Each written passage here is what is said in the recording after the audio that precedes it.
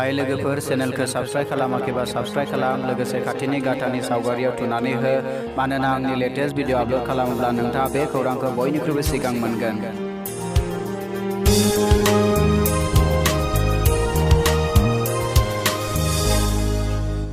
गांगोनां गोसोआ बिरबायदों दिनै गांखं सिबै सिबै गोरलै गोसोआ मानोदि अख्रांसे सिमां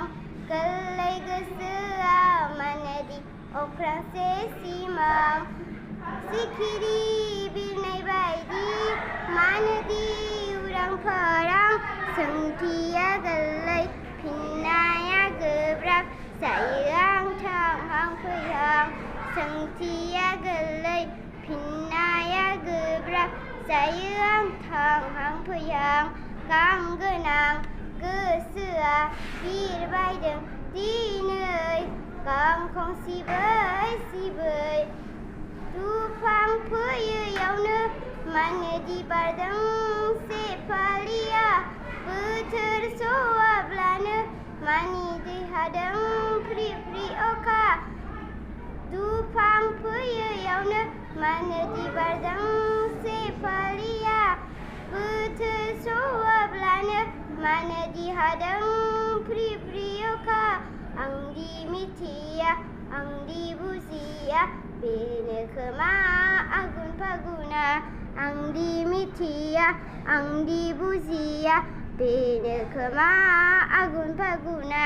गांगोनां गोसोआ बिरबायदों दिनै गांखं सिबै सिबै खुलुमबाय आंनि मुङा थरायना जया बर'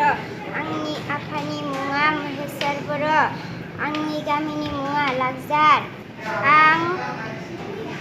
बरमा हिनजावसा गोजौ फरायसालियाव फरायो आं 6 थाखोआव फरायो आं खारना मोजां मोनो आं केराम गेलेना मोजां मोनो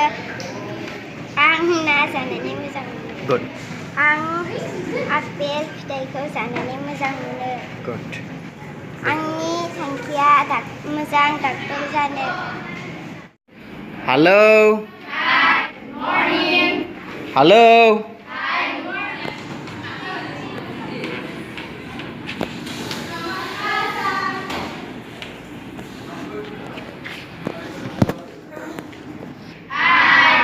हेलो हेलो हेलो